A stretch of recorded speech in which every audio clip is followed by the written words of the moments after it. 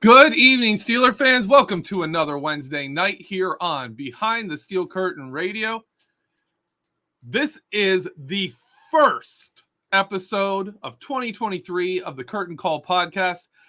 We do a show called Know Your Enemy all through the season where we look at the Steelers' upcoming opponents, but there's not really anything upcoming opponent-wise for the Steelers. It's all about the Steelers themselves, and we changed the name of the show to the Curtain Call.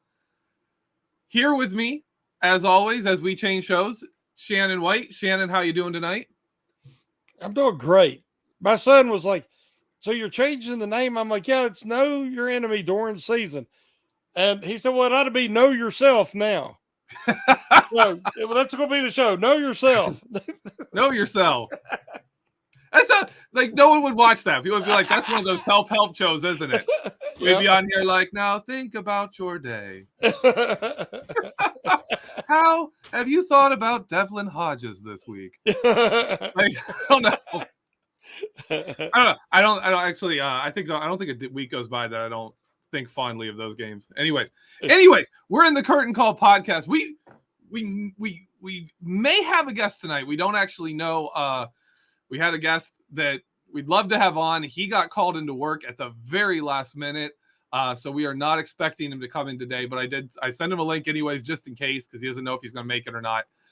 So if we do, it'll be nice. If not, Shannon and I are here tonight to talk about the Steelers defense. Season's over, moving into the offseason, reviewing the defense this year, looking at the roster, looking at the players, who's had a great season, who maybe did not, and how the Steelers shape up heading into 2023, into this offseason. Shannon, was there any story this year on defense where you saw a player that you say, wow, this player really took a big step up, went from maybe a kind of middle of the defense player to one of our top players, or anyone who stepped into a much bigger role, or just to you change categories with how valuable they were this season? Well, I think there was a couple guys that really stood out, stepped their game up this year. Alex Highsmith, we were all making, predictions of how many sacks he would have. And, and we're thinking that Watt's going to be available all year. And with TJ, Highsmith should be able to feast against, one-on-one opportunities there. But I predicted 15 sacks, and he was 14 and a half. He almost made it. And I thought he would go up and get 15, and I thought Watt would, where he would be getting more attention, that would help Highsmith, but I thought Watt would end up, 12, 13 sacks, somewhere in that range. And it would still have just such a great dynamic duo. So, but I thought Highsmith played very well. Obviously he was the focal point when Watt was out. Mm-hmm. And it was, I bet you he has nightmares of them running backs chip blocking him every time before they left the backfield, because they knew he was the main pass rush threat. And so he got extra attention, and so did Cam Hayward. And I must acknowledge that I was disappointed at times with Hayward, because, and I think you wrote it in an article recently, as the time of possession went up for the Steelers and they were able to have better, third down conversions, and it limited the possessions for both teams. Mm-hmm. So a lot of things, changed. And one of the things changed is Hayward was able to stay fresher, and he, was actually asked to play fewer snaps. And you've seen more of what we're used to seeing out of Cam. And, he's gotten older, yes, but, they have to make sure they don't overwork him, because that's one of the things that happens. You don't have quite the stamina you did in your younger years, but really there late in the season, he really played inspirational. He really turned it on. And so he had another outstanding season. Cameron Sutton, he did a great job as the Steelers' best cornerback. Now, he's still a cornerback too, but he did a great job being the guy, the most consistent, and reliable cornerback the Steelers had. And so he really stepped up his game. And then, of course, Minka Fitzpatrick. I mean, what more can we say about him? Last year, he didn't have the ball hawking numbers that he normally has because he had to play kind of a hybrid linebacker position, and he led him in tackles by a wide margin. And but this year he was able to get back to more of his specialty and his all well-rounded game. I think he become more physical last year, and you've seen that this year. He had some big hits, and he showed some intimidation, on a lot of them receivers and all coming across the middle. And then I think he tied for the league in interceptions. I believe so, yeah. And he had one touchdown, could have had two, but he just ran it out of bounds against the Falcons. So he could easily scored on that. So, he was the Steelers' only All-Pro, but what an incredible season. He was the MVP for the Steelers this year. You brought Minka Fitzpatrick getting his tackle numbers down again. He was second on the team in tackles, but with 96 total combined with assists and solos, 56 solo tackles. That's pretty close to 100. Like that's usually a pretty high number. But then if people don't remember, last year those solo tackles were at 84 with a total of 124 tackles. Like it was a nice improvement where he's having 40 fewer times he's having to really 30 fewer times he's having to really be the guy to bring people down. Absolutely right there. I want to go back because you're talking about TJ Watt and Alex Highsmith. And this is something that's been asked to me. This is something I've seen floating around on Twitter from some people, not your normal like Steeler Twitter people just yelling and finding something to be angry about, but actually people that I respect, people that are pretty good at this, wondering how close to that form that we saw from TJ in 2021 will he ever be again? Because if you look at his brother's career, his brother had like 20 sack season, the 20 sack season, the 17 sack season.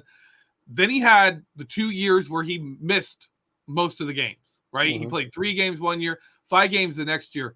Never quite got back to those numbers. He had another one really good season, 2018, went back to All-Pro, had 16 sacks, and the next season got injured again, and that was it.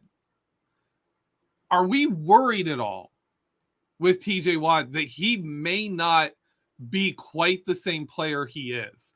And I'm going to start this one because I want to preface this before and explain why. Because I've thought about this question for 2 days, so I've had a little time more than you have.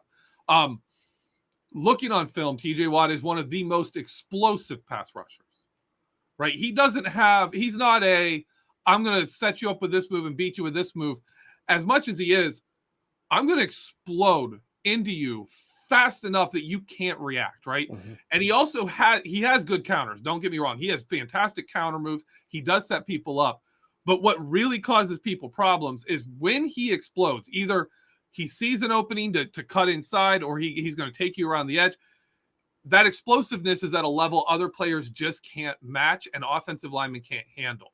He's not the same size. He's not going to have the same force as a J.J. Watt. J.J. Watt was an immense person. Like he's significantly bigger than TJ. And so I have a lot of faith in TJ. I love TJ Watt's game.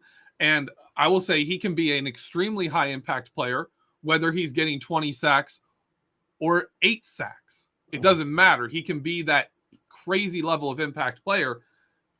I do have questions myself. And I wonder, is he going to be that guy again? Are we going to see it? Are we going to see him more around the 12 sack range from now on? James Harrison had one great sack season, and everyone else was a little more down to earth and normal. So that is something to worry about. That is something I think about. I don't really have the answer. I think he can. I'm not going to doubt him. I'm not going to say he can't. But I think it's very nice knowing that we have Alex Highsmith on the other side. For that exact reason. Shannon, do you have concerns there? And how do you, and I'm going to put you in a nastier spot. I know you're a huge TJ Watt fan, but if he can't be that MVP candidate, defensive player of the year candidate player, does his contract turn into a negative? Well, I don't know if you remember the article I wrote suggesting when they were talking about making him the highest paid player in the NFL, defense player. I said, well, the Steelers have to consider trading him, especially, when they had the not a hold in, but whatever they wanted to call it there. Yeah. I said, trade him for the Jacksonville Jaguars had the number 1 pick. Yeah. And I said, then you draft Trevor Lawrence to set a year behind Ben, and then you would transition into potentially your next franchise quarterback. And I took a lot of grief over that. But my reasoning in the article was what happened this year. What could have been Defensive Player of the Year 3 years in a row? JJ won it 3 years in a row, if I remember right. But he's won it 3 times. 3 out of 4, yeah. Yeah. And then, 3 out of 4 years, yeah. Yeah, and then he started to tail off, as you said. Well, my concern is similar to JJ. TJ's effectiveness is he goes 110 every play. Yeah. He does not take a play off. You watch a Myles Garrett, you watch a Parsons, you watch any of these other dynamic, players. They are athletically freaks who can go half speed, get an opening and then explode and finish the sack or finish the tackle for loss. TJ can't do that. Well, TJ's not 100% like he wasn't when he come back this year. He's not the same player. Now, his value to the defense is unmistakable because they are totally different with him out there, even 80%, which I say he was about 80% when he come back. Mm-hmm. Even with the 80% TJ, the defense is twice as good. It makes everybody better. So he's that valuable.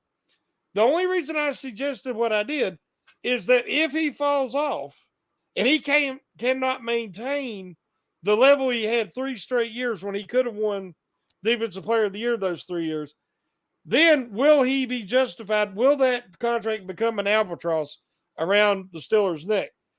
And anytime, it's kind of like Lamar Jackson. When Lamar Jackson is 100% healthy, he's unstoppable because you just can't catch him. But when he's not quite 100% and then he has to rely on his arm, then he's very pedestrian. He's very normal.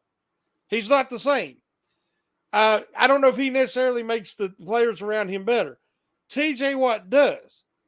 But it's also the threat of TJ Watt because they didn't know when this year was Watt going to get back to his, former self. Say he's 90% now, and this week he's going to have 3 sacks. It never happened. So my concern is, will these type of injuries keep popping up? Because to be effective, he knows one way to play, and he cannot back off. So that's my only concern. I love TJ Watt, and his value is he might be the most valuable player in the league to his team because the Steelers are just totally different with and without him. And we've talked about that at great length. But that was my concern, and that was the only reason that I suggested, because when you pay any one player, the amount of contracts that these guys have gotten and TJ's being paid, he's worth every penny if he can be out there. If he's injured, it's not his fault. But then, you're sacrificing depth at other positions. So that's my only concern because, just looking at family history, it kind of, he's 27 or 28 or will be 28 when the season, and that concerns you a little bit. Yep. Okay. We're going to take one step more here. Alex Highsmith, still on a rookie deal, is signed through next season. 2024, Alex Highsmith is an unrestricted free agent. Mm-hmm. Is this offseason going into 2023? Is this a big deal here that TJ Watt is coming off this injury and Alex Highsmith is coming off a season where he looks like a legit number 1 pass rusher? Like even when TJ Watt was out there, he had the moves. Like you see these other guys that collect, like if they don't have any pass rush around them, they get 7-8 sacks. Alex Highsmith looks like a dude who, if he has another pass rusher on the other side, similar to a Joey Porter, Lamar Woodley, those guys, he's going to put up good sacks. And I think a key step here is, and it wasn't suddenly this year he was good. It's this year he was unleashed. Yeah. Because another factor is if you watched Keith Butler's defense, you look at the things I've talked about with Keith Butler's defense. Alex Highsmith so many times was starting his pass rush, head up, eyes on the play, right? And engaging an offensive lineman, seeing what's happening with the play, and then making a move to pass rush once he saw it's not a run. Alex Highsmith was one of the top run defending edge rushers in the league the last couple of seasons. His first couple seasons in the NFL, he was that guy, partly because that's what the Steelers asked him to do. And they would send TJ Watt, just go to the quarterback. Doesn't matter. If it's a run play, doesn't matter. Still go to the quarterback. Just absolutely wreck their passing game. And we'll let Cam Hayward, and we'll let Cam Hayward and Alex Highsmith and the linebackers worry about the run game. Well, that changed this season. Alex Highsmith was unleashed, 14 and a half sacks. Is 2023 a season where at the end of it, we're going to have to pick one of these two and choose to go with it? And then if so, man, that's going to be a tough spot for the Pittsburgh Steelers. I think while they got Kenny picking on the rookie deal, and a lot of the young guys are on rookie deals, I believe that this offseason is when they really need to focus on signing Highsmith. I see somewhere 4 years, $44 million. Was I think about the range that they're looking at him. I'd take that. And I'd take that in a heartbeat. 11 a year. That's what I'm saying. Holy crap, I'd take that in a heartbeat. If you can work out a 3-year deal, 4-year deal for Highsmith, and because you can actually look for, they need an upgrade in the depth department. Reed is too small to man an edge for the Steelers. He got abused against the run, and I like him. He hustles, but he's just, they need an upgrade. And then you got Jameer Jones, who, he's better against the run, but he doesn't offer much pass rush. Yeah. So they need an upgrade there in case Highsmith or Watt goes down. But I think that they really need to focus this offseason. One of the things they need to do in-house is try to sign Highsmith to an extension, because if he has another season of 12 to 15 sacks, they ain't going to be able to afford him. Yeah, that's a good point. And I'll say this, in order to do that, they would have to throw some pretty serious guaranteed money at Alex Highsmith, in my opinion. Like, if you're going to get a young player to sign a longer deal when they just had their best season, it's going to have to be like, hey, if you're interested in some security, here's a chunk of money that's just yours, and then we can work it out. And obviously, if you do that, you're talking about a deal that may end up being like, was it Antonio Brown's deal where they kind of reworked it a bit? You may have to do that. If you get him on a 3-year deal, it may only be a 2-year deal. Yeah. Right. And at that point, you've bought yourself time to figure out, is TJ Watt bouncing back? What's going on? I think that's great. I want to throw in here that you've been a big Jameer Jones fan, and Jameer Jones actually started moving up the depth chart. Like, Malik Reed was the guy towards the end of the season. Jameer Jones was getting a pretty good amount of snaps. Do you have expectations from him? Obviously, he is. Man, this is his second year out. Like, last year he was a rookie, right? Last year was I think it was, or is it his third year out at Notre Dame? I can't remember. Yeah, I looked at I had to go to his college stats because nothing said anything. His college stats, 2019 was his senior year in college. He is, I don't have how old he is here. They have him. He's 24 this year. So this was his age 24 season, which is usually a pretty good, like, that's their growing up season physically. They're hitting their peak. Well, that's one of the key things about Highsmith. If I ain't mistaken, is 24. So he's right, moving into his prime. So a 3 or 4 year contract, I feel very comfortable with that. And Jones, he was with the Steelers, and then he was with the Rams, and then he was with the Jaguars, and then he's back with Pittsburgh.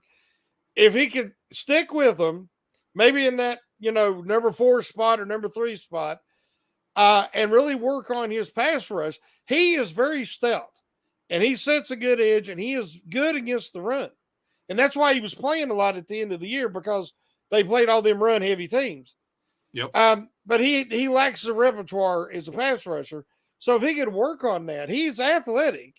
So if he could work on that, with his strength, kind of a Bud Dupree type, situation, maybe a bull rush and maybe, a few counters here and there. But, he has real value as depth, and I am still high on him. But I think they need whoever that third guy is to be able to step in without a huge drop-off from Highsmith or what. Yeah, Malik Reed supposedly was going to return towards the end of the season. Like, he was hurt for a bit. He was supposed to come. They were saying he was going to be back.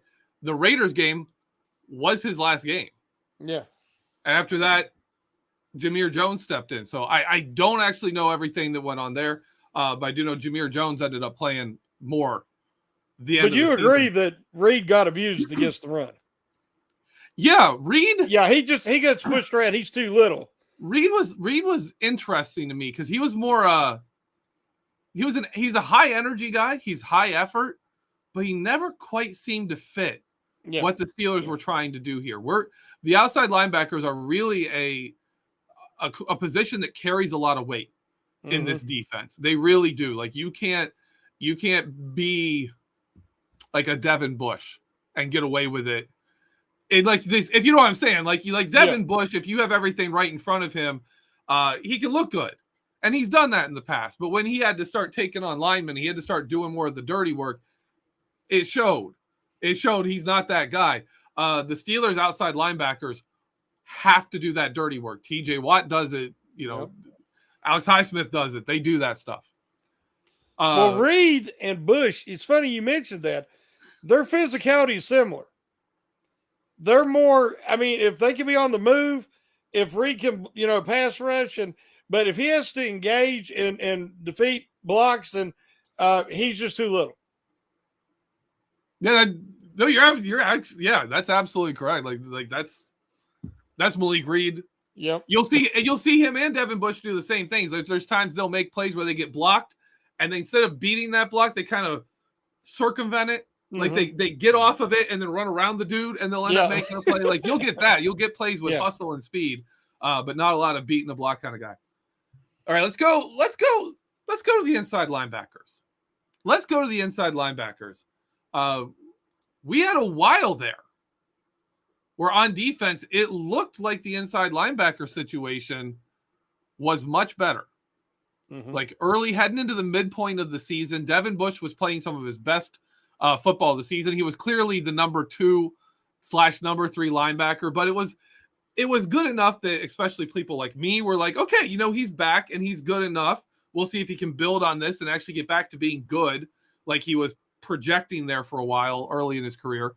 And it seemed he kind of hit a point in the middle of the season where he's doing better, and then it kind of dropped back off. And he lost a lot of snaps, including to Mark Robinson. He lost snaps to Robert Spillane, definitely lost a bunch of snaps. But when Miles Jack was healthy and playing really well, I think everyone kind of had confidence. Like, we've gotten that linebacker spot solved. We've got our number 1 inside linebacker. We could upgrade number 2, but at least it seemed like we were in a pretty decent spot with Bush and Spillane figuring it out, Mark Robinson having potential. Then Miles Jack was hurt, didn't play as many snaps, didn't play as well. Where are we on Miles Jack? How do you feel about Miles Jack now? Do you think he can be our main linebacker heading into 2023, or do we need to kind of treat him as a number 2? Do we need to move on from him? Where does he stand now? When the Steelers signed Miles Jack, I was very excited because I'd liked him since 2017 because he gives the Steelers fits. And every time Ben would try to throw a pass, in the center of the field to Vance McDonald or anybody, he was there intercepting it or breaking it up. And so I don't follow Jacksonville that closely. Yeah. And, I remember the athleticism. He played running back in college and, what he looked like early. And one of the guys I know in Jacksonville, he's a fan. And he was like, Jax is not Miles Jackson anymore. He's not the guy you're thinking about in 2017. And I have a feeling you're all going to be disappointed. Well, the season started, and I'm like, well, yeah, he's leaving a lot to be desired in coverage, but it's probably because he don't know. I don't like how the Steelers use their middle linebackers in coverage anyway. Yeah. And I wish they would be more aggressive. And because none of them have that speed to set and then explode to the ball, and they're always, it's an automatic completion across the middle. But as time went on, I started to notice,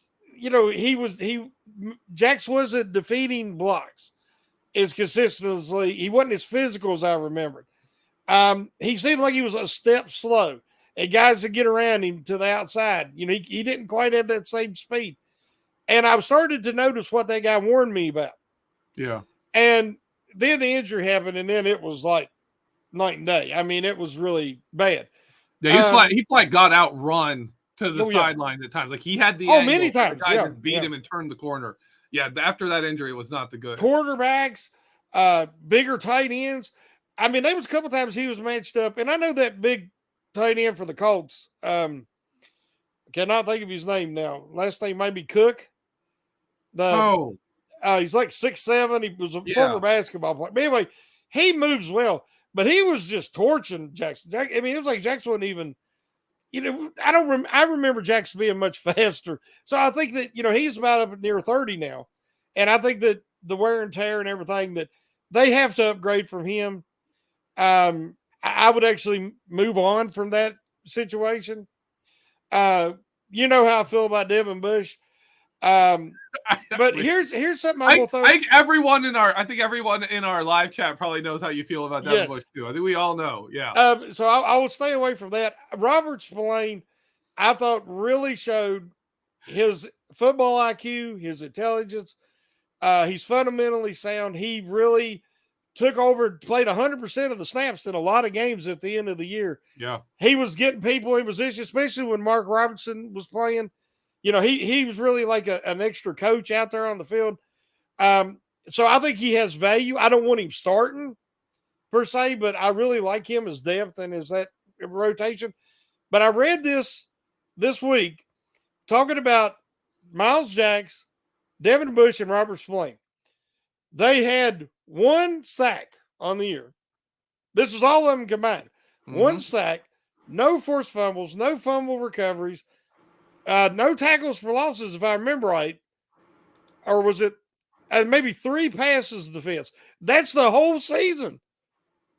I mean, the Steelers' defense is set up for the linebackers, both the outside linebackers and the inside linebackers, to have the stats. That's where, they get the feast, while the defensive lineman, sacrifices. You've written many times, and when that defensive line's going good, those other linebackers, they feast.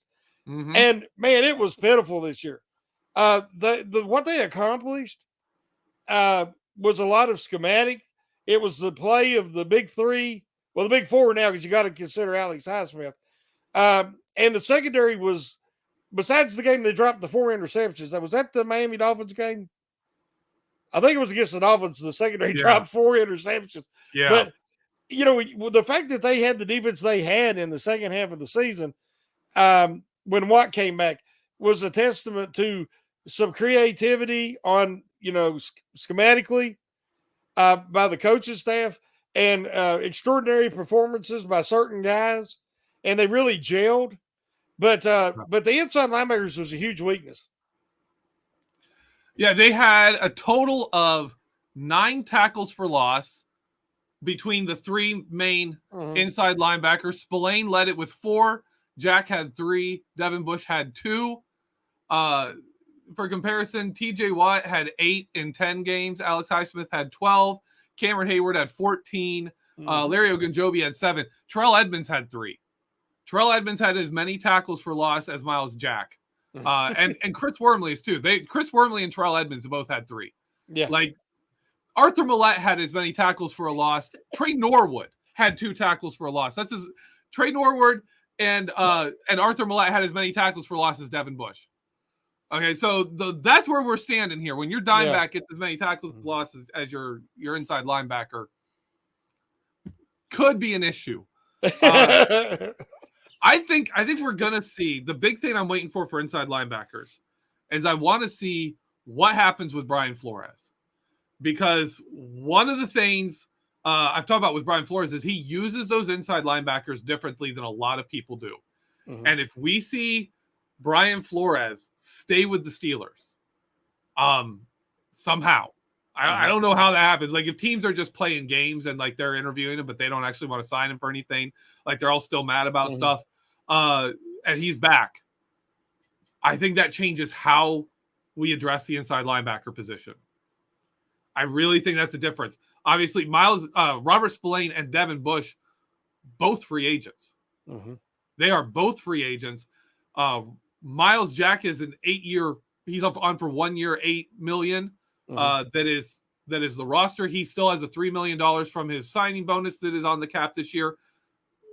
But that's not a contract you can't move on from. Mm-hmm. Right? If the Steelers decide we saw what we wanted from him, he doesn't fit where we want to go, they could have a brand new inside linebacker room next year with just Mark Robinson, the only guy back from this year. I'm going to put you on the spot here. I'm not going to say whether the Steelers I'm not going to ask you just to say whether the Steelers should sign them or not. What I'm going to say is, at what contract point, like how much money, how much of an investment would you make to keep Robert Spillane and Devin Bush? Well, Devin Bush, no. That's just a no. No, I don't care. Somebody said, well, you might do with him like they did with Terrell Edmonds and bring him back for 1 year for $2 or $3 million. I don't want him back. I mean, you could get a 7th round draft pick like Mark Robinson, who will stand back there and watch everything happen around him and maybe run up after, the guy's 5 yards deep, and then try to maybe, corral him or jump on and ride him down like he's a cowboy. But no, I don't want Bush back at all. Happy trails, good luck, all that. Spillane, I think Spillane has earned a 2-year deal, maybe, at a reasonable price, fair market value that they can agree to. Because again, he's not a fit for everybody's defense. Yeah, he's not. Yeah, and if he has to learn a new scheme and all, and then he's thinking, the more he thinks, the slower he's going to be, and he's already athletically limited. So he needs to be smart enough to realize, I need to stay in this scheme. I have value here. I'll sign to get a little financial security and more than a 1-year deal. And I'm all for bringing Spillane back. Miles Jack, depending on what they can do in free agency at the position and the draft, I would decide that before I made a decision on Miles Jack. Because if Miles Jack is healthy, they might get another decent year out of him, especially if he doesn't have to be the starter. Yeah. I really don't want to see him start. I was happier with Spillane playing 100% of the snaps than I was with Miles Jack at any point during the season. Oh, wow. Just to be honest, because I think that the things I started noticing about Jack, obviously offensive coordinators noticed it too. And they took advantage of him and abused him, especially on 3rd down. So I think that might not have been so evident if they could have went with the 3 safety package as they did when Kazee come back healthy. Yep. Then they took Jacks off the field. And you've seen, they improved in them 3rd down situations. But that injury earlier in the season, Jacks was out there sometimes and they really abused him.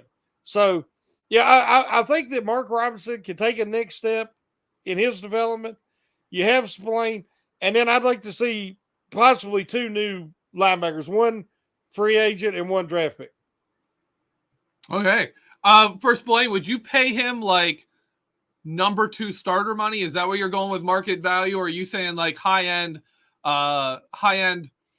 special teamer, like rotational package guy? What kind of contract are we talking about there? I'm saying like 2 years, $8 million, somewhere in there. Like looking at some of the contemporaries that I think are on his level. Okay. That's pretty average, $4 million a year. 5 is the top end.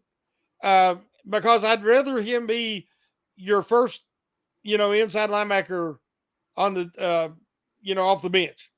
I'd rather, he can start, but who he has starting next time is going to be very important. Yeah. Yeah. All right. We're going to take our short break here. And after this commercial break, we'll get back and we'll move on to talk about the defensive line right after this. And we're back. We've covered the linebackers in a little over half an hour. Sorry to move a little bit quicker here, but defensive line. Pittsburgh Steelers defensive line. They do have a few free agents here. I lost my list. I had my list of free agents and I lost it. But anyways, Larry Ogunjobi. Mm-hmm. Larry Ogunjobi is a free agent. Chris Wormley is a free agent. Tyson Alualu, free agent. I assume Tyson Alualu is going to retire. The injury, he was never the same. Nope. Chris Wormley, Larry Ogunjobi. You're talking about guys who Larry Ogunjobi, I think, was 9th in total snaps. Chris Wormley was 14th. Missed a bunch at the end of the season. With the development of Leal, the play of Isaac Loudermilk, some of the other guys that stepped up when he was down, do you think Chris Wormley comes back and is a Pittsburgh Steeler again? No. I mean, it's a shame. I actually thought he'd give a better effort this year against the run than he did the year prior, which I thought he was a huge weakness. But this year, I thought he held his own. I really was impressed, and I thought that he might get another contract. And then that, blowing out his ACL when he did, that's heartbreaking for him because he's also 30, I think. So it's really bad timing. So he'll be at least half season, at least, and then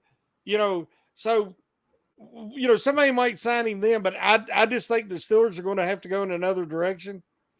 Larry Ogunjobi, I really was so happy to have him. And I thought he really did a good job for them. He's a great penetrator. He's very disruptive. He's strong.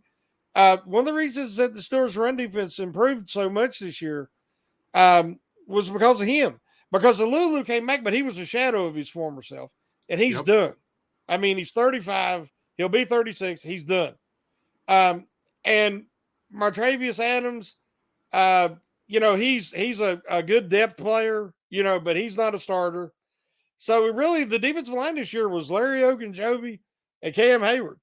But I thought they did a much better job than, obviously the year before. And Ogunjobi helped fill in for Tuitt, what they missed with Stephon Tuitt. But I don't think he's going to get a lot of money on the open market because he can't stay healthy. Yeah. Well, I think I read the last 6 weeks, he practiced like 1 day a week because he was dealing with just, back and toe and everything, and that's been his MO, for years now. He has trouble staying healthy. That's why he failed his physical with the Bears. So I think the Steelers, they really have to focus on the foundations in this draft. And the defensive line, they got to get younger and they got to get bigger. They need some beef inside. I mean, some real beef. 330, 350, they need size. And I want to see that in the draft. There's some free agents that are going to be reasonably priced. That's what they are. They're run stoppers. They tie up blockers. So there's guys that they can pick up. And Larry Ogunjobi, if he could come back at a reasonable price, somebody said 1 year, $8 million. They said he might not be happy with that, but I wouldn't go really over that. Because you do have Leal. Depending on if they make Leal a defensive end and ask him to get up to like 320, 315, 320, or they're going to try to use him in that hybrid role again. And I think if that's the case, they need to drop him down to about 280 So that's going to be interesting to see what he comes to camp, what size he is next year. But yeah, I think that Ogunjobi, I would not go long term just with his injury history and all. And I would also make sure it was a team friendly deal. Yeah, right now under contract for the Steelers, they have Leal, Loudermilk, and Hayward. Mm-hmm. So I'd like to see Larry Ogunjobi come back. And for me, this is my thing.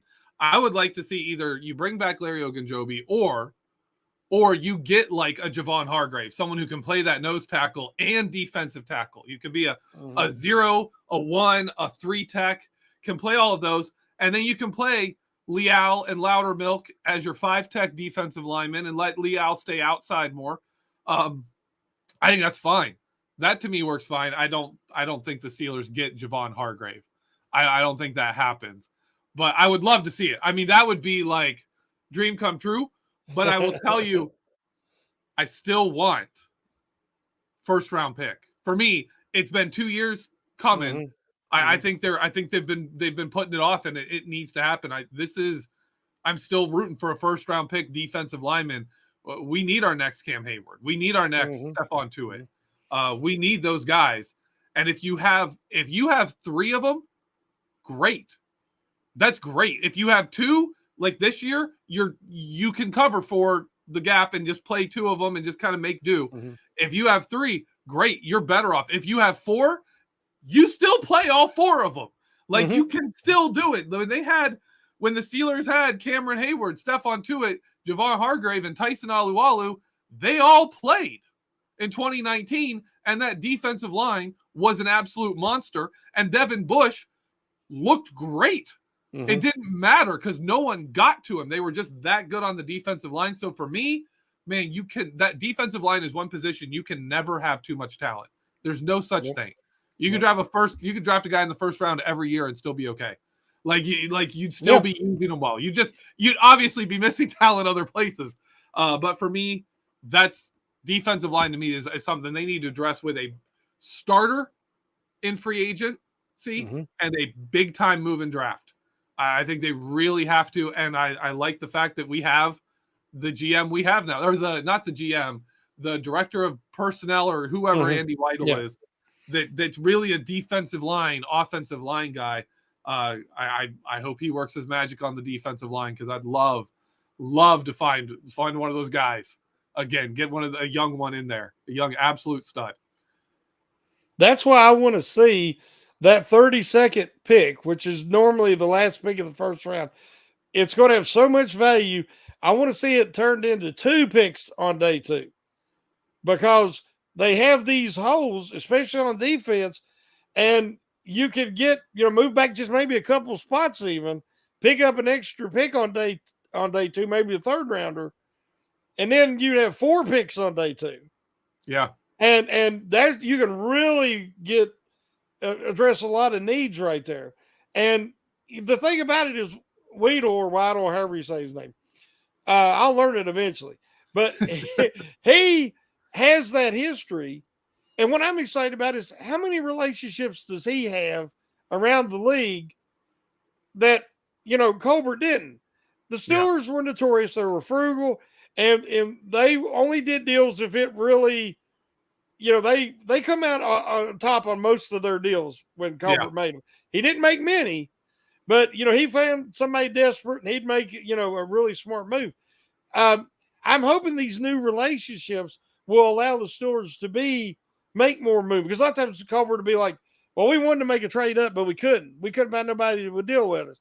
Hopefully that'll change now, because this offseason, where they're at in the rebuild, they can really become a contender as early as next year if they nail another draft to free agency period. Yeah, absolutely. Moving on to the safeties. This is a key position for offseason because the Steelers on the roster currently signed Minkah Fitzpatrick, Miles Killebrew, and a couple of reserve futures guys that are their camp bodies, right? You have Minkah Fitzpatrick on roster, and that's it. In free agency, you've got Damontae Kazee and Terrell Edmunds. Do you think the Steelers try and bring back both? Do we see maybe one of them come back? Is there a chance it's Kazee and not Edmunds? What do you think happens with the safeties? If I had to say in it, I would try to sign both. I think the last year it got to be a little bit of a contest. I won't say what I was getting ready to say between Terrell Edmunds and the Steelers, and the Steelers like, okay, he is more value to the Steelers than he does most teams in the league. Terrell Edmunds is an underrated, solid player. He's not flashy. He's not a ball hawk. We know all this. But he is reliable. He's durable. He's that glue guy. And I think they need to bring him back. You've got a great safety tandem. You've got an all-pro free safety who loves Terrell Edmunds. He trusts Terrell Edmunds. They have a relationship, a chemistry. It's not worth a couple of $1 million here or there to bicker over the price. Get the guy signed, give him some job security, some financial security. Then you should be able to get Kazee at a reasonable price. They got Kazee this year. I think it was a very, low price. If I ain't mistaken, I can't remember. Was it like a $3 million or say it was crazy low, I thought. Yeah, it was really cheap. Yeah. And I mean, he missed most of the year. Did he do anything that's going to make him that much more valuable a year older on the market? I think that he likes playing in Pittsburgh. I think he was a great fit for what they need him to do. He's the best true, pure, deep safety they got. And he's very good at playing center field. I think you could get them both back. And it not really cost you all that much. Kazee started 4 games, had 2 interceptions, 2 pass defenses, played in a total of 9 games. He didn't play much beyond replacing Trey Norwood in dime and then spelling Terrell Edmunds and Minkah Fitzpatrick the few times they left the field. And with Minkah Fitzpatrick, that's like so few times, right? He barely leaves the field. So Kazee really didn't play a lot more than what a Trey Norwood did, which was surprising to me. You didn't see him a lot in nickel, but he was also injured for a bunch. Yeah. He was also out a bunch of time. If we see him come back and Edmunds come back, I would expect to see a bigger role there. I would expect to see a much bigger role if he's going to sign and come back. Like, it's not going to be like, yeah, okay, I'll be your number 5 defensive back. Like, I can't see him signing for that. Right. I think he believes in the right defense, he could be a starter, but he's not like the guy you want back there. Kind of like Sean Davis. In the right defense, Sean Davis was a solid starting free safety, but he's not the guy you want back there, but he's a guy that you can live with. Damontae Kazee is that guy, and he's got some versatility. He's got some stuff. If the Steelers are able to keep him, and if they decide to keep him, you would have to believe it's because he's going to do more in coming years. I can't imagine Terrell Edmunds not getting a decent contract from the Steelers this time. I really 3 years. I really can't imagine it. Right? Like I just can't. Like he came back even with Kazee here, even with Kazee starting 4 games. Terrell Edmunds still started 15. He played in 15. He started 15. Minkah Fitzpatrick played in 15. He started 15. Kazee started 4. Like they only, it wasn't like Kazee was stealing his thunder, right? He was still out there a bunch. I imagine that's gotta be. And again, I'm gonna say this. I think a huge thing this offseason is if Brian Flores sticks around or not. I think that's a big deal. I think if he sticks around, you could see a very different, not very different. You could see some different usage, some different nuances in this defense than he was able to really affect in one season. we'll see how that goes. Moving on to cornerback. This position is a little more stable than other ones, but we and the fact that we don't have any big names, maybe like the free agents here on quarterback, James Pierre, Cameron Sutton. Cameron Sutton's obviously the big name. He was our number 2 most played defensive back. He was our best cornerback. Actually, let's start there. Are you paying Cameron Sutton number 1 cornerback money? If someone offers him money to be their number 1 cornerback, are you matching that as the Steelers? No.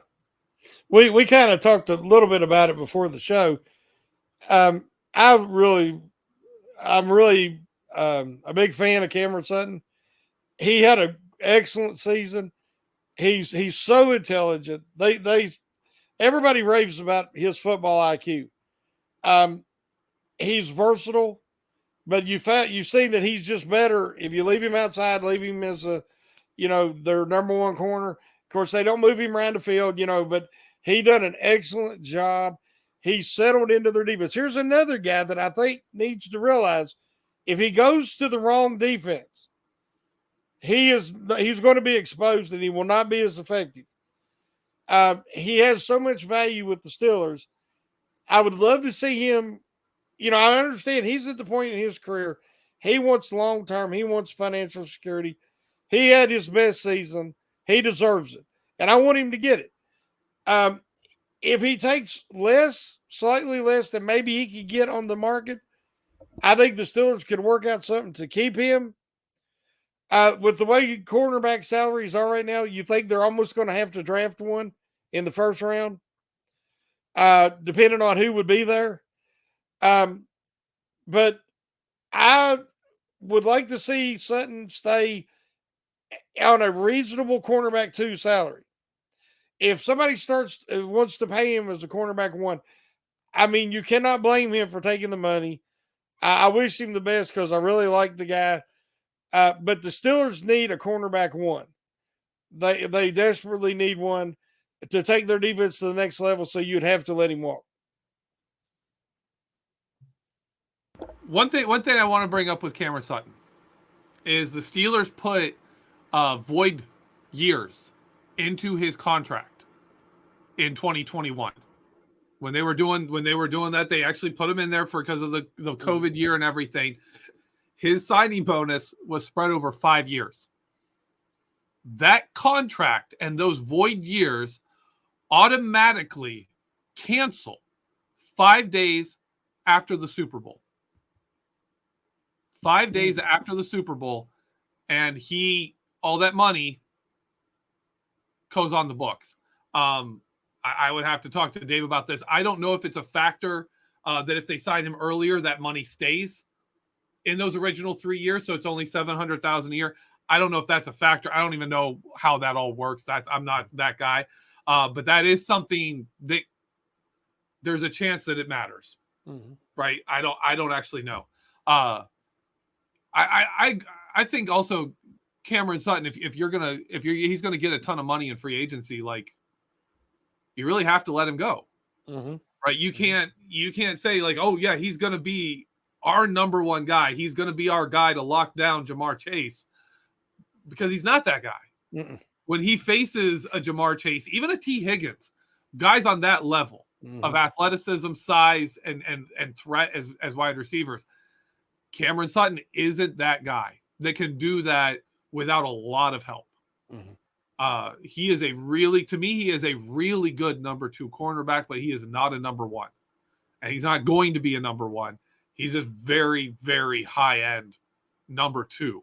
And if you can get him for that money and still be able to go try and make a splash and get a number 1 corner, go for it. Yep. Would you be willing would you sign Cameron Sutton if it meant going into next season with your top 2 cornerbacks being Levi Wallace and Cameron Sutton? Again, it would depend on is it high cornerback 2 money. Not cornerback 1 money. Yeah, let's say we get him for that. Let's say we get him for the money we want, but that means that's it. That's your cornerback room. Well, but here's the thing we got to keep in mind. Cut William Jackson III. Because he is not worth what he's on the books to make next year. You got to cut him. Then if, I know Tomlin really likes him, and if he can pass the Steelers physical and they think he can come back, you sign him for a greatly reduced cost because he is good in man coverage. And you could use him that way. I was hoping he would come in and they could kind of, if you have a guy giving you some trouble, you say you follow him around and at least make it difficult on him, but he never got to play. He was hurt when he come in. So I'd say that you cut him, you take that money off the books, I think it's $12 million or something like that. Then re-sign him at a lower rate if you can. Nobody's going to give him that kind of money anymore because he has to prove himself. So it could be a 1-year prove-it deal. I did not want him to sign Witherspoon. Everybody knows that, and he did exactly what I thought he would do. That's his, that's his history. That's his tendency that he struggles with his focus and his awareness on the field, and then he has injuries, random, just out of nowhere. So I think Witherspoon, you move on. You have Sutton, if you get that deal like you're talking about. You have Wallace, who really come on in the second half of the season, and I think he could be a solid starter. He's not great, but he's solid. And then if you take a Jackson and you can get him at a reduced rate and then draft you somebody that, that maybe a first round or early in that second round, I could live with that, especially if it means that they use the money to extend Highsmith, to bring back Edmonds, Kazee. You know what I'm saying? Mm-hmm. You're going to have to sacrifice somewhere. And I can live with Sutton and Wallace if it's at a cornerback 2 price. High end, I will throw in with William Jackson for people. Obviously, Mike Tomlin likes him. They wanted to give him a chance. He is due $3.25 million on March, I believe, 17th, third day of the league year. March 17th, he gets $3.25 million if he is on the Steelers roster. And then his cap, his base salary for the season, which obviously if you cut him before week 1, he would get none of, is over $9 million. So that's the $12 million I was talking about. Yeah. He gets $12 million, but $3 million of that, because often we'll say, this dude's due money, and you can say, yeah, but you can go into camp with the guy. You can go into training camp. You're still not paying him until week 1. Until he actually plays in a game in the 2023 season, he doesn't get any part of his salary. Nobody does until they actually play games. Unless it's guaranteed and stuff like that. But that roster bonus means March 17th, if he's there, $3.25 million, you're paying just flat out, just paying him. No matter what else happens, he has to be out before then. The Steelers have to have reworked stuff if they want to keep him. We've talked now about pretty much the whole defense here. Mm-hmm. For your priorities, what position do you say on defense the Steelers are right now with the roster they have, with their free agents, not assuming they're signing anyone? What position are they in the best shape? And what positions do you think they need to address the most with outside players? Well, the position that they're in the best shape is outside linebacker or edge guys. Good. Yeah. With that tandem, you'd like to improve the depth, but the defensive line, they got free agents everywhere. Yeah. The weakness, again, it's that inside linebacker. I really want to see Mark Robertson become part of the rotation next year, but I think it'll take him at least another season to start to really get the nuances of coverage because he is that raw in coverage. But he can play, but they're going to have to work him in that rotation. So that leaves Spillane, and to me, that's it. So I would like them in free agency again to bring in defensive lineman, preferably a starter. Ogunjobi back if it's at a good price. And then draft because they have to rebuild the foundation. And like you said, everything is predicated off of that defensive line. And when the Steelers are at their best on defense, the defensive line is just creating havoc and allowing everybody else to feast. And they got to get back to that.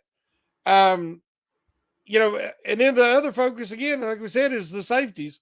Because if they get Edmonds back and Kazee, then I feel comfortable with our safeties. Because like you said, with Norwood and Killebrew, who's mainly special team. But there's holes on defense. And like I said, last year was an offensive focused draft and free agency period. This year it has to be defense, in my opinion. Yeah. Yeah. I mean, we're going to cover the offense next week. We're going to really dig into the offense. But I can tell you right now, by snaps, the player who is a free agent who played the most snaps for the Steelers offense this season, we've talked about this before, but it's Zach Gentry.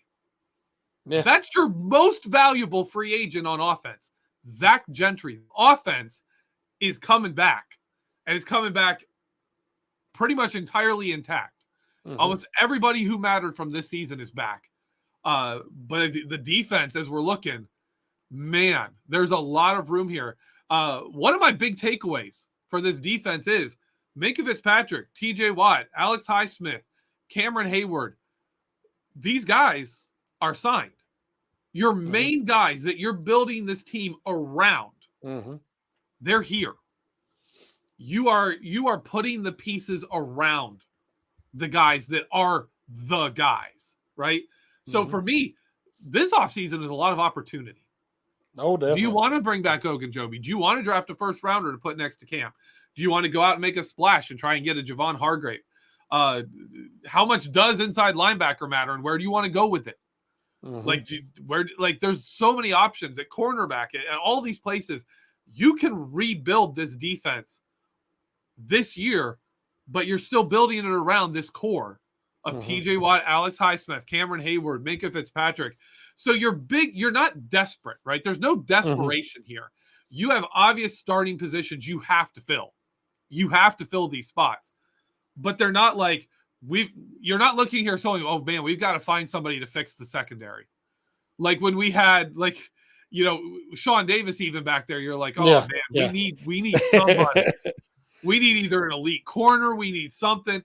Minkah Fitzpatrick back there. If you roll into the season with Cameron Sutton and Levi Wallace, you're not happy about it, but you're like, we can get away with that. Add some depth, add some other rotation pieces, guys on that level, and say, maybe things work out.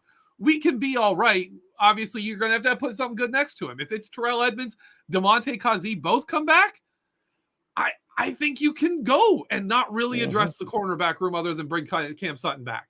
You could do that, or you could let Cam Sutton go in and bring in a comparable player who maybe Cam Sutton gets a really good deal offered to him in free agency, and you have to say, all right, Cam, go take the money, dude. Yeah.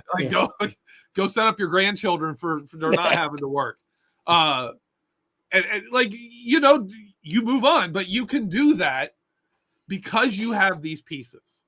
And that makes it very interesting to me what happens in free agency and in the draft. For our last little prediction on this subject, Shannon, I want to throw this at you. Even not knowing what they do in free agency, right? Let's say they're going to do the Steeler thing. We know what they do. They're going to go into the draft saying we have people who could start at every position, right? So they're going to sign another defensive tackle. They're going to have another cornerback across from Levi Wallace. They're going to have a second safety. They're going to have inside linebackers lined up that could start, that you could live with, right? It might be Robert Spillane. It might be, guys like that. But you're going to have somebody the team is going to sit there and say, we signed these guys. We have a penciled in starter at every position before the draft. Knowing that, how and you're starting there. We're starting there.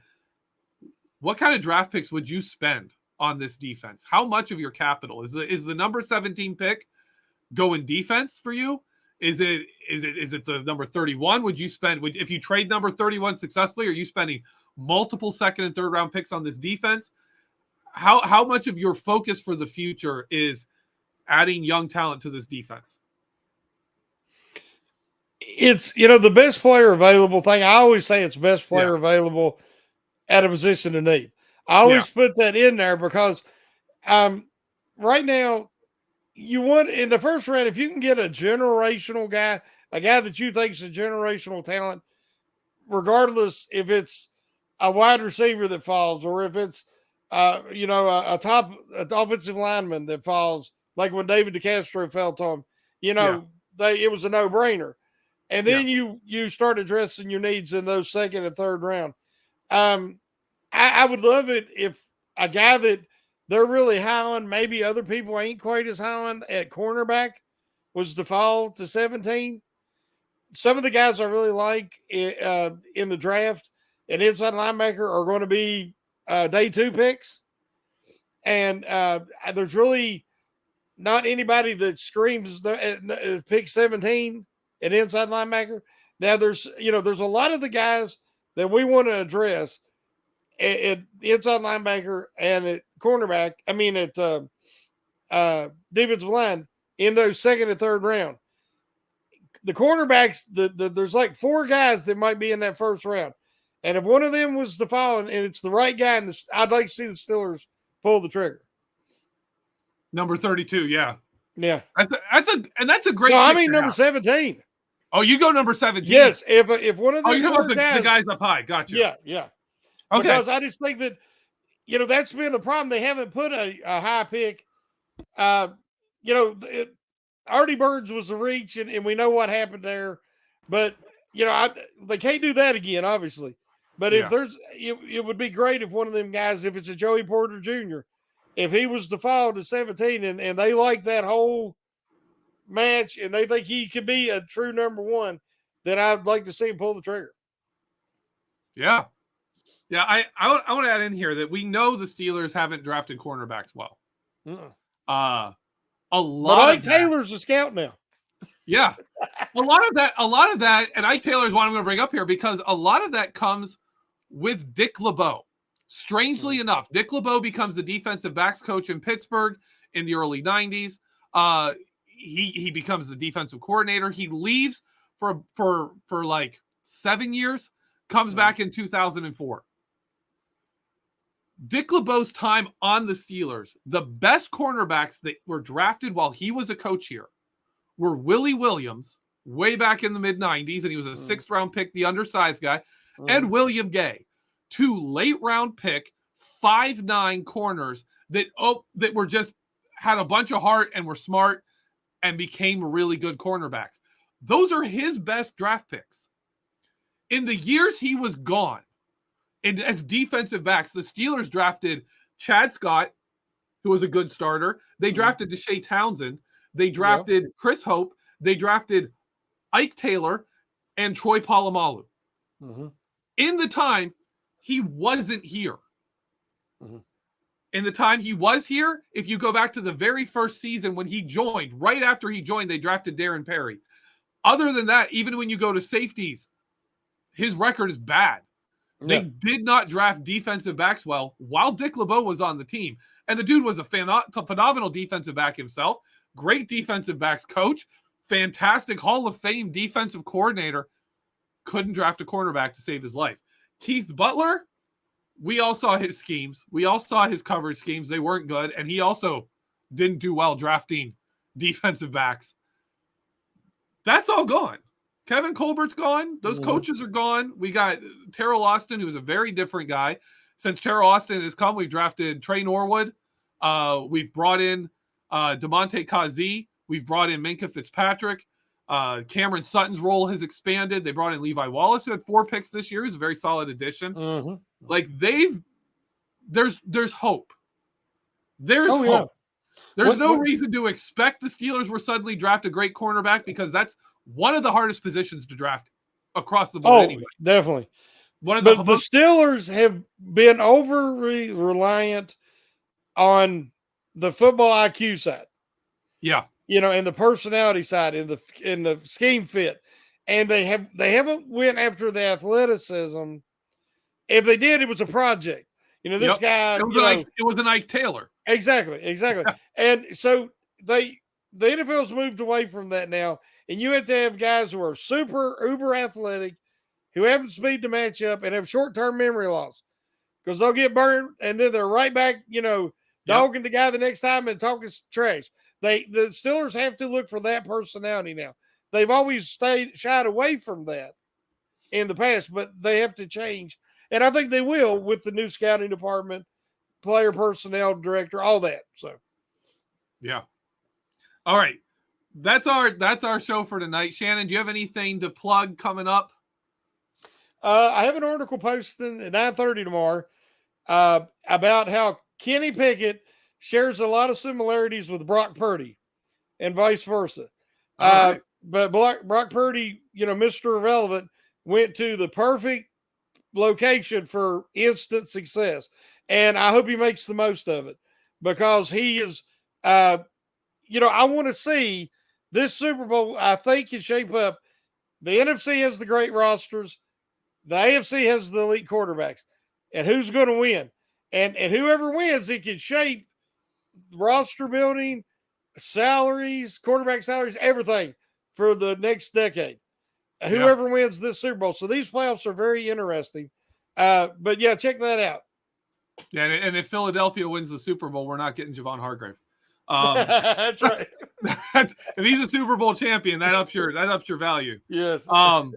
As for me, I just today, if you're listening to this live on YouTube, my final grades report of the year came out, where I did a GPA for every game and put out where the Steelers ranked, got into splits by half the season, all this stuff. So go there, check it out. I also did, because I did an honor roll and demerits listing players who played well and did poorly in each game. You can go see the totals up for there, who got those titles the most. And I added together the fan poll, saw where they ranked, and so you can go see all of that, how we judged the last year week by week, not looking at it as a whole and giving our thoughts now, but what the readers thought and what I thought every single week added together. And then the Vertex, when we get off the show, I'm going to try and really get it finished, because Dave is on me to get it out for tomorrow morning. So if you're listening to this on Thursday, go check for the Vertex. It should be out on and it's going to be on Matt Canada's run game, because Matt Canada's sticking around. I know I figured he would be, because the Steelers don't fire people, and the offense kind of turned it around the second half. I figured he'd be around, and he's sticking around. So come check out. Maybe we'll give you a little hope for what he does do well, and maybe they'll find a way to build on that. And if not, hopefully just Kenny Pickett and George Pickens will build on it their own way by just making better plays. Like Ben Roethlisberger always showed us, if the scheme isn't good, you can always just make a play yourself. And if you need to, you can just go in there and be like, hey guys, forget what they said. Just, you're going to run deep and I'm going to run around and we'll figure it out. Yeah. So that's so look for that tomorrow. And as always, thank you so much for listening. Thank you for the people in the live chat. Really enjoyed all our comments there. We always love to see your stuff. We don't really go through a live chat and talk much about it, but we're always reading it. Thank you to everyone listening on the podcast side. Whenever you're listening to this, thank you for that. Make sure you guys are all checking out the behindthesteelcurtain.com for all your offseason news and updates. They are on it. Like there are 3 or 4 people in our Slack that fight over who gets the news first and breaks it on the website. It's a lot of fun. So they're always up. They're always getting the stuff out very quickly. We have all kinds of analysis and everything. Great pieces, great interesting stuff that's going to be happening this offseason. Make sure you're checking over behindthesteelcurtain.com. Make sure you're listening to our podcasts, our family of podcasts, wherever you're listening to this. You can listen to our family of podcasts every show. If you're available weeknights, almost every night of the week, at some point we have a live show on. This show is every Wednesday at 8:30 p.m. Come join us in the live chat. And again, to the live chat, thanks for being there. We love you guys. Mm-hmm. Outside of that, hey, you know what? It's been a great season. It's going to be a great off season. We're going to be here for all of it. I wish you and yours a great week. And as always, let's go Steelers.